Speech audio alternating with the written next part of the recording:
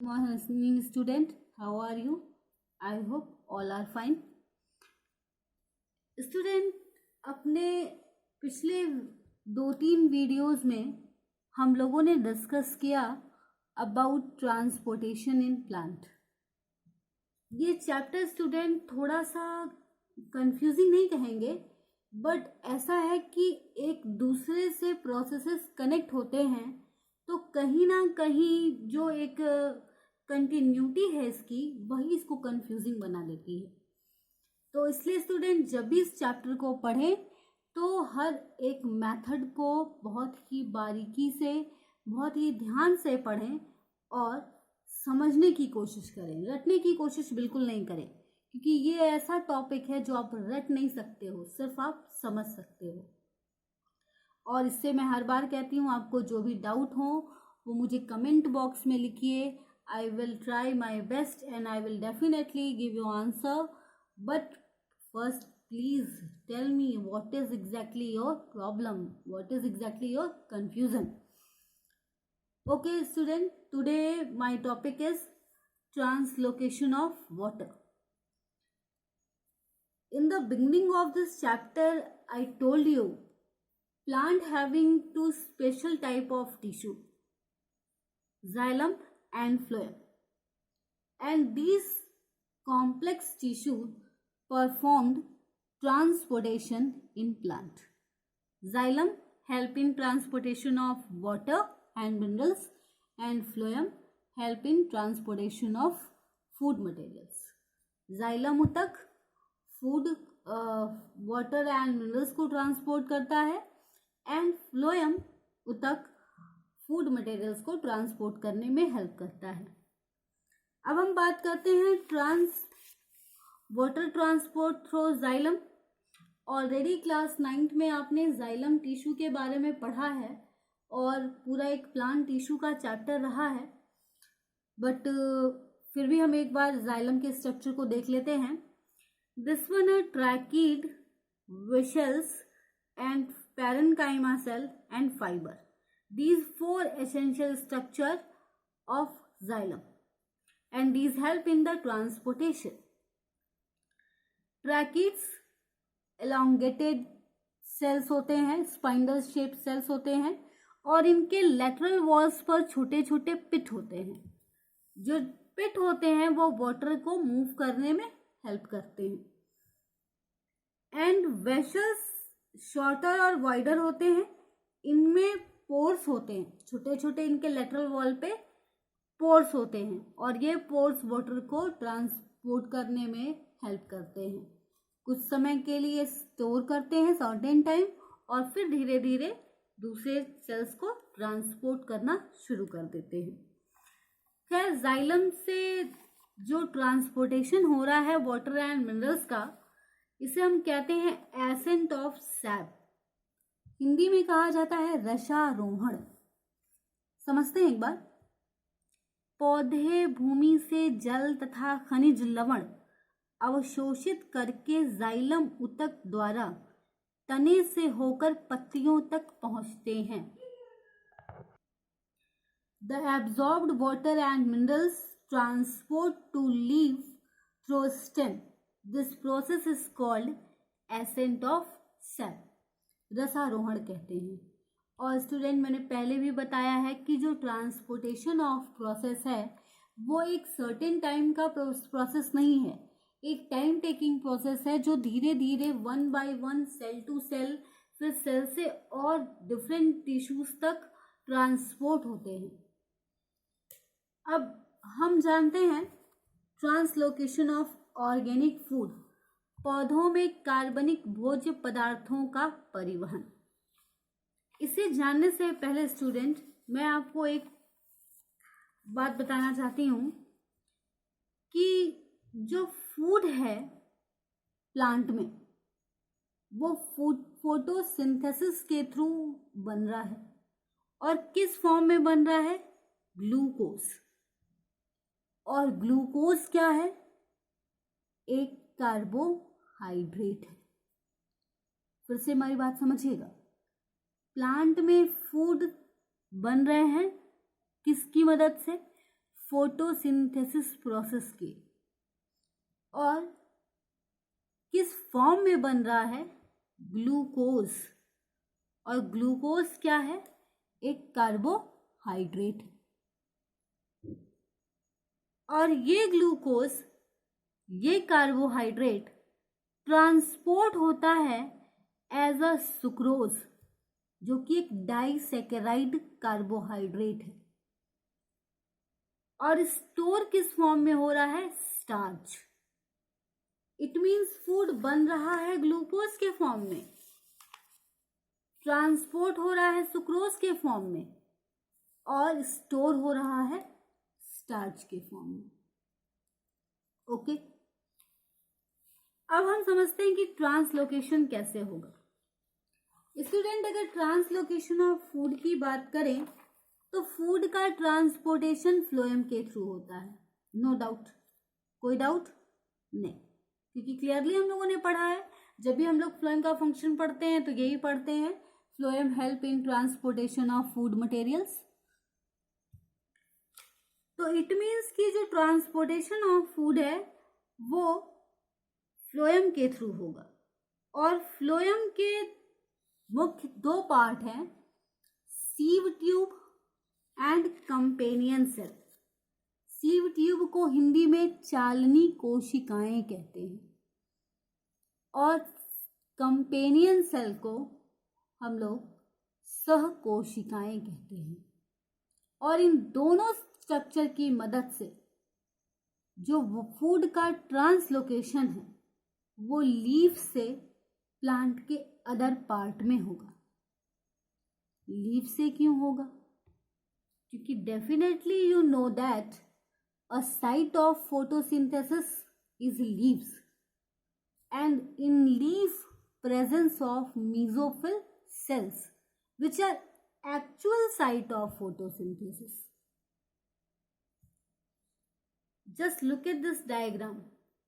This one sun, and this one a stomata, and this one are mesophyll cells. And in mesophyll cells, process of photosynthesis takes place. Photosynthesis के लिए क्या क्या requirements चाहिए? Finger count कर लीजिए। CO2 carbon dioxide, H2O water, chlorophyll and sunlight. Sunlight, chlorophyll already present mesophyll cells, chloroplast and chloroplast having a pigment chlorophyll. मतलब दो requirement तो मिल गए। तीसरा रिक्वायरमेंट कार्बन डाइऑक्साइड, तो वो एटमॉस्फेयर से आएगा। कहाँ से आएगा? एटमॉस्फेयर से आएगा, because human beings and other animals can रेस्पिरेट and release carbon dioxide. Okay, but बच क्या गया? Water, H2O। तो ये H2O जो है वो इस रूट हेयर के थ्रू वाटर जो है एब्जॉर्ब होगा सॉइल से। और हम लोगों ने ऑलरेडी पढ़ लिया है कि रूट हेयर्स जो हैं वो उनमें प्लाज्मा मेम्ब्रेन जो होगी, वैक्यूल्स होंगे, उनमें साइटोप्लाज्म का कंसंट्रेशन ज़्यादा होगा, सॉल्यूट की मात्रा ज़्यादा होगी, सॉल्वेंट कम होगा। तो जो सॉइल पार्टिकल हैं उनमें वाटर का अमाउंट ज़्यादा है, और वो वाटर मॉलिक्यूल्स धीरे धीरे इस रूट हेयर्स के मदद से एब्जॉर्ब होंगे। तो जो वाटर एब्जॉर्ब हुआ है ये वाटर जाइलम की मदद से जाएगा कहाँ? मेसोफिल सेल्स में, और यहीं पे फूड मेकिंग की प्रोसेस होगी। इट मीन्स कि एक काम हुआ, वाटर ग्राउंड से एब्जॉर्ब हुआ और जाइलम से होते हुए मेसोफिल सेल्स तक पहुंच गया। अब वहां फूड बन गया। फूड क्या है? कार्बोहाइड्रेट है। अब जब मेसोफिल सेल्स में वाटर एंटर करता है तो जो टोजा प्रेशर है मेसोफिल सेल्स का वो इंक्रीज कर जाता है। जाहिर सी बात है भाई, वाटर एंटर करेगा, धीरे धीरे सेल स्वेलअप होगा, तो टर्जर प्रेशर इंक्रीज कर जाएगा और अब वहां पे वाटर का यूटिलाइजेशन हो करके फूड बन जाएगा। यहां तक तो एक स्टेप कंप्लीट हुआ, एक भाग कंप्लीट हुआ। अब स्टूडेंट यहां जो फूड बन गया है, क्योंकि कार्बोहाइड्रेट है, हम लोग ऑर्गेनिक फूड मटेरियल्स कह सकते हैं।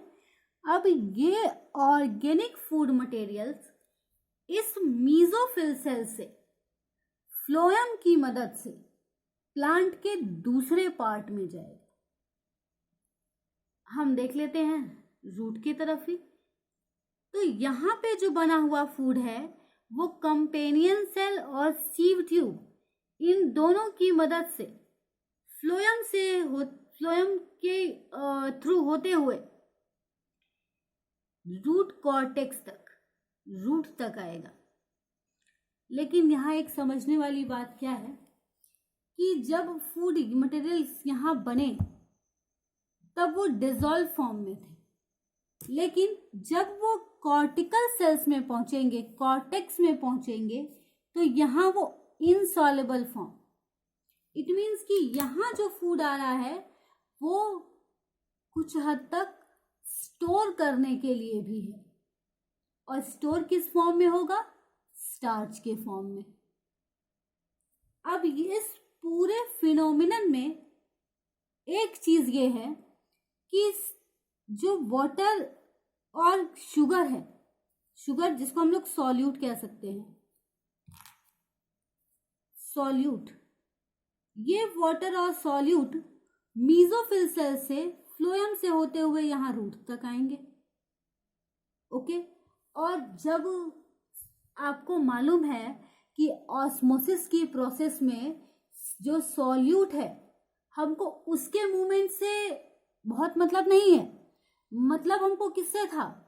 वाटर के मूवमेंट से, सॉल्वेंट के मूवमेंट से। लेकिन जब हम बात मंच हाइपोथेसिस की कर रहे हैं तो मंच हाइपोथेसिस में सॉल्यूट का भी मूवमेंट मायने रखता है, क्योंकि फ्लोएम के थ्रू जो ट्रांसपोर्टेशन हो रहा है वो एक तरह के सॉल्यूट या शुगर का हो रहा है। तो स्टूडेंट ये जो ट्रांसपोर्टेशन है ये किसकी वजह से है? क्योंकि जो शुगर का कंसंट्रेशन है वो धीरे धीरे सीव ट्यूब या कंपेनियन सेल्स में कम होते जाएंगे, अधिक होते जाएंगे।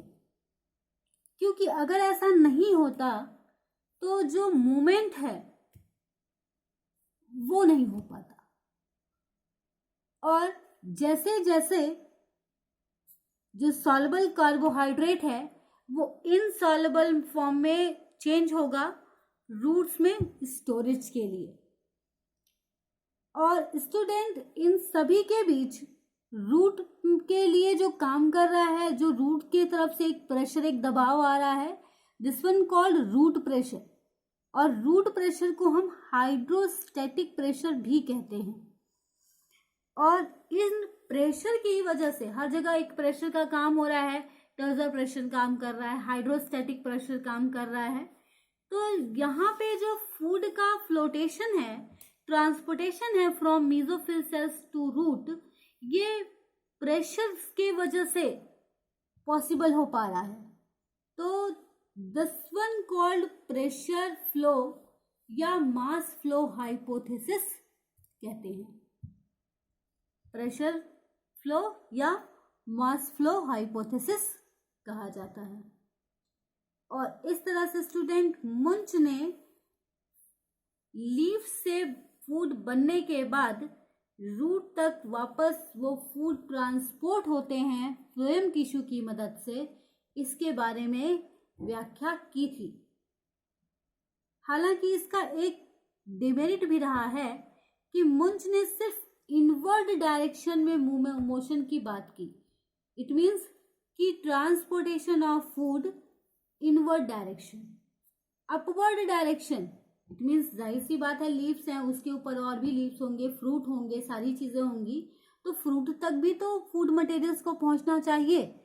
तो वहाँ तक जो है उसे वो एक्सप्लेन नहीं कर पाए, बट एक डायरेक्शन, इनवर्ड डायरेक्शन में मंच ने अपने ये हाइपोथेसिस में बताया कि किस तरह से मीजोफिल सेल्स में बनने वाला फूड फ्लोएम की मदद से दूसरे सेल्स तक, दूसरे पार्ट तक, रूट तक पहुंचता है। देन स्टूडेंट, नाउ ये हमारा टॉपिक कंप्लीट होता है, मंच हाइपोथेसिस। और एक इम्पॉर्टेंट बात, आप लोगों में कई लोगों को डाउट है नोट्स कैसे बनाएं, क्या करें। तो एक छोटा सा व्यू है कि आप सबसे पहले अपने नोट्स में कॉन्सेप्ट लिखिए लाइफ प्रोसेस का, फिर जो भी बायोलॉजिकल फंक्शंस हैं उनका नाम लिखिए, फिर एक एक करके उन सारे एक्टिविटीज़ को एक्सप्लेन कीजिए, उन सारे लाइफ प्रोसेसेस को। जैसे कि डाइजेशन है तो डाइजेशन आपने हेडिंग दिया, डाइजेशन में रिलेटेड जो भी उसका डेफिनेशन है, फिर डाइजेस्टिव सिस्टम का डायग्राम है, फिर फिजियोलॉजी और उस डाइजेस्टिव सिस्टम में जो भी ऑर्गन्स हैं उनका अपना फंक्शन है, और सबसे लास्ट में फिर आप डाइजेशन की फिजियोलॉजी लिखिए, और उसके बाद लास्ट में जो डाइजेस्टिव डिसऑर्डर है इस तरह से लिखिए। तो इसी तरह आप हर लाइफ प्रोसेस को लिख सकेंगे। तो नोट्स बनाने के लिए अगर आपको कोई डाउट हो रही है तो एक बार आप इन पॉइंट्स को फॉलो कर लेंगे तो आपको डाउट नहीं रहेगा। Okay, thank you.